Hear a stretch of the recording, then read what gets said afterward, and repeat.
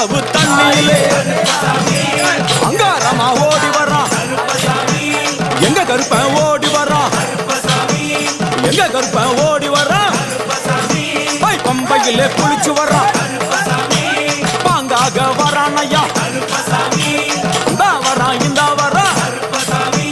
பெரியான வட்டம் வரான் சிறியான வட்டம் வரான் கரிமலையை ஏறி வரான் பகவதிய வணங்கி வரான் கரியெல்லாம் தோடு வரான்